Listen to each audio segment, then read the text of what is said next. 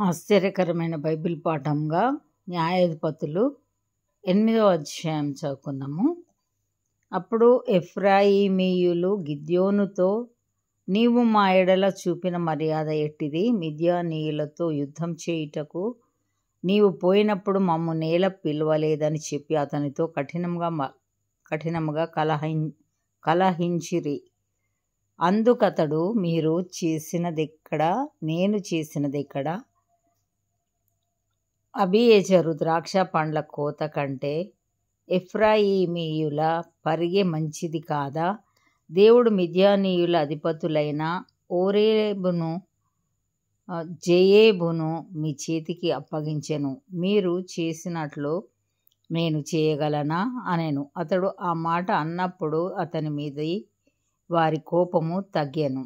గిద్యోనును అతనితోనున్న 300 మందియును అలసటగా నున్నను శత్రువులను తరుముచు యోర్దాను నొద్దకు వచ్చి దాటిరి.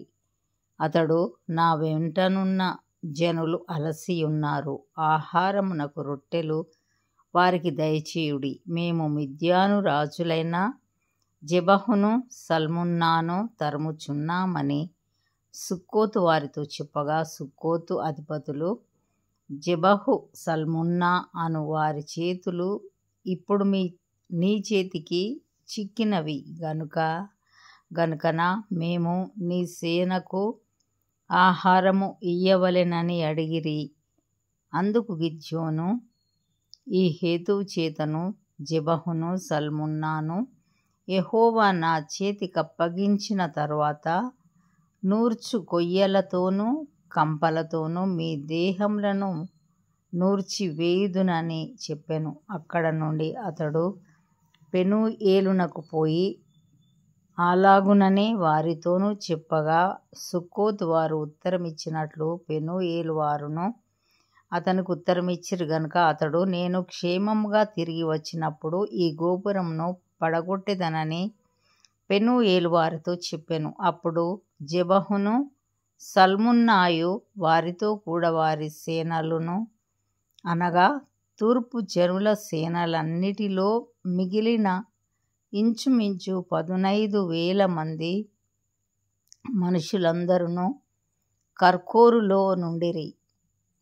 కత్తి దూయును 120,000 మంది మనుషులు పడిపోయిరి.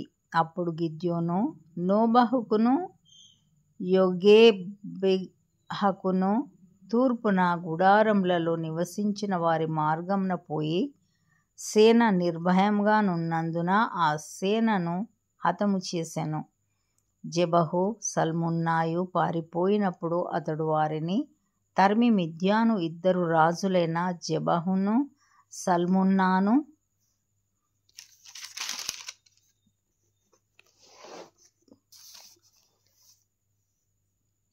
పట్టుకొని ఆ సేననంతయు చెదరగొట్టెను.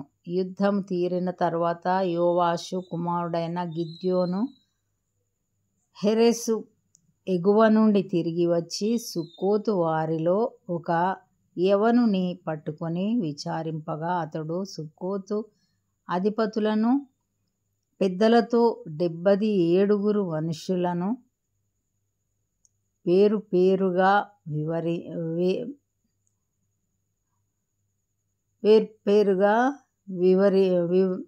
వివరించి చెప్పెను. అప్పుడతడు సుక్కోతు వారి యొద్దకు తెచ్చి, జెబహు సల్మున్నా అను వారి చేతులు నీ చేతికి చిక్కినవి గనుక నా అలసియున్న నీ సేనకు మేము ఆహారము ఇయ్యవలెను అని మీరు ఎవరి విషయము నన్ను దూషించితిరో ఆ జెబహును సల్మున్నాను చూడుడి అని చెప్పి ఆ ఊరి పెద్దలను పట్టుకొని నూర్చు కొయ్యలను బొమ్మ జెముడును తీసుకొని వాటి వలన సుక్కోతు వారికి బుద్ధి చెప్పెను. మరియు అతడు పెనూయేలు గోపురమును పడగొట్టి ఆ ఊరి వారిని చంపెను. అతడు, మీరు తాబోరులో చంపిన మనుష్యులు ఎట్టివారని జెబహును సల్మున్నాను అడగగా వారు, నీ వంటి వారే, వారందరూ రాజకుమారులను పోలి యుండిరనగా అతడు, వారు నా తల్లి కుమారులు, నా సహోదరులు, మీరు వారిని బ్రతకనిచ్చిన ఎడల యెహోవా జీవం తోడు మిమ్మును చంపకుందునని చెప్పి తన పెద్ద కుమారుడైన యెతెరును చూచి, నీవు లేచి వారిని చంపుమని చెప్పాను. అతడు చిన్నవాడు గనుక భయపడి కత్తిని దూయలేదు. అప్పుడు జెబహు సల్మున్నాలు, ప్రాయము కొలది నరునికి శక్తియున్నది గనుక నీవు లేచి మా మీద పడుమని చెప్పగా, గిద్యోను లేచి జెబహును సల్మున్నాను చంపి వారి ఒంటెల మెడల మీదనున్న చంద్రహారములను తీసుకొనెను. అప్పుడు ఇశ్రాయేలీయులు గిద్యోనుతో, నీవు మిద్యానీయుల చేతిలో నుండి మమ్మును రక్షించితివి గనుక నీవును నీ కుమారుడును నీ కుమారుని కుమారుడును మమ్మును ఏలవలెనని చెప్పిరి. అందుకు గిద్యోను, నేను మిమ్మును ఏలను, నా కుమారుడును మిమ్మును ఏలరాదు, యెహోవా మిమ్మును ఏలునని చెప్పెను. మరియు గిద్యోను, మీలో ప్రతి వాడు తన దోపుడు సొమ్ములోనున్న పోగులను నాకియ్యవలెనని మనవి చేయుచున్నానెను. వారు ఇష్మాయేలీయులు గనుక వారికి పోగులుండెను. అందుకు వారు సంతోషంగా మేము వాటినిచ్చెదమని చెప్పి ఒక బట్టను పరచి ప్రతివాడును తన దోపుడు సొమ్ములో నుండిన పోగులను దాని మీద వేసెను. మిద్యాను రాజుల ఒంటి మీదనున్న చంద్రహారములు, కర్ణభూషణములు, ధూమ్ర వర్ణపు బట్టలు గాకను, ఒంటెల మెడలనున్న గొలుసులు గాకను అతడు అడిగిన బంగారు పోగుల ఎత్తు 1700 తులముల బంగారము. గిద్యోను దానితో ఒక ఏఫోదును చేయించుకొని తన పట్టణమైన ఒఫ్రాలో దాని ఉంచెను. కావున ఇశ్రాయేలీయులందరూ అక్కడికి పోయి దానిని అనుసరించి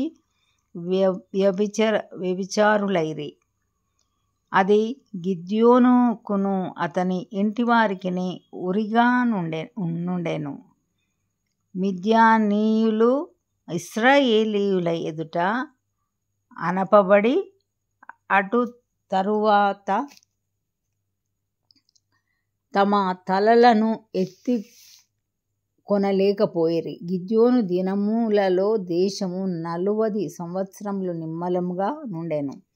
తర్వాత యోవాషు కుమారుడైన యెరుబ్బయలు తన ఇంట నివసించుటకు పోయెను. గిద్యోనుకు అనేక భార్యలున్నందున కడుపున కనిన 70 మంది కుమారులు అతనికుండిరి. షికెములోనున్న అతని ఉపపత్నియు అతనికి ఒక కుమారుని కనగా గిద్యోను వానికి అబీమెలెకను పేరు పెట్టెను. యోవాషు కుమారుడైన గిద్యోను మహావృద్ధుడై చనిపోయి అబీయెజ్రీయుల ఒఫ్రాలోనున్న తన తండ్రి అయిన యోవాషు సమాధిలో పాతిపెట్టబడెను.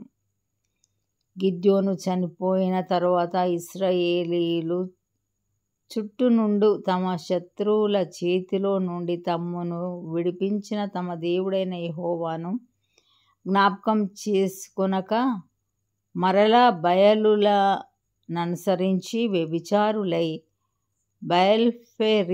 బయల్ఫెరీతును తమకు దేవతగా చేసుకొనిరి. మరియు వారు గిద్యోనును యెరుబ్బయలు ఇశ్రాయేలీయులకు చేసిన ఉపకారమంతయు మరచి అతని ఇంటి వారికి ఉపకారము చేయకపోయిరి. ఇంతటితో ఈ దినం కొరకైన బైబిల్ పాఠము సరి.